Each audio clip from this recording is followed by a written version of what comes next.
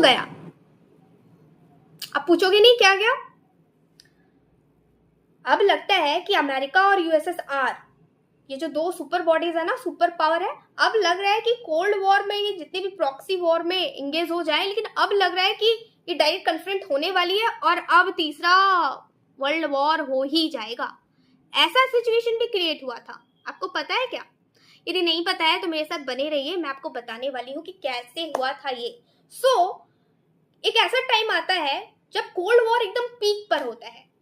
Situation कुछ ऐसा था कि लग रहा था कि अमेरिका और यूएसएसआर दोनों कन्फ्रंट होने ही वाले हैं और पता नहीं कि डिस्ट्रक्शन कितना मैसिव होगा। दोनों आमने सामने, मतलब कोल्ड वॉर में ये जो सिचुएशन था, अब ये जो सिचुएशन था जिसका मैं नाम लेने वाली हूं, that is Cuba missile crisis. So Cuba missile crisis में ऐसा क्या हुआ था कि दोनों कंट्रीज आमने सामने आ गई थी और टेंशन इतना हैवी था कि ऐसा लग रहा था कि अब तो वॉर हो ही जाएगा, है ना।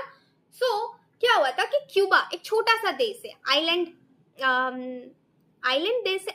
कंट्री है, अमेरिका के पास में, ठीक है।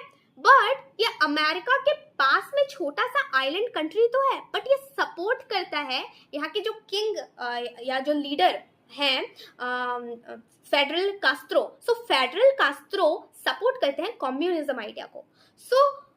है तो ये अमेरिका के पास, बट ये सपोर्ट करता है यूएसएसआर को आइडियोलॉजिकली, है ना।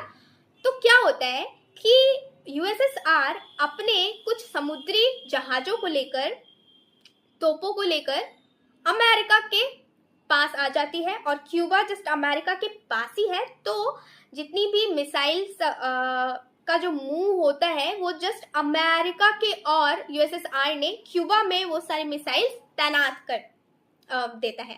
कौन? यूएसएसआर क्यूबा में अमेरिका के मुंह की ओर, मतलब अमेरिका की ओर सारे के सारे मिसाइल्स का मुंह उधर करके तैनात कर देता है। अब अमेरिका को बाय स्पेशल इंटेलिजेंस से ये पता चलता है कि हमारे लिए साजिश रचा जा रहा है। अमेरिका यूएसएसआर के पास, मतलब यूएसएसआर के पास बोलने का मतलब कि क्यूबा में जो उसने तैनात करके रखा था, ये इंफॉर्मेशन भिजवाया जाता है कि आप अपने इन सारे चीजों को हटवा लो, नहीं तो हम अब आंसर देना जानते हैं। आप हमें शायद भूल रहे हैं, हमने पहली बार जापान पर अटैक करके ये दिखा दिया था कि हम कितने पावरफुल हैं। लगा कि दोनों कंट्री आपस में आमने सामने होने ही वाले हैं एंड वॉर से अब कोई नहीं रोक पाए।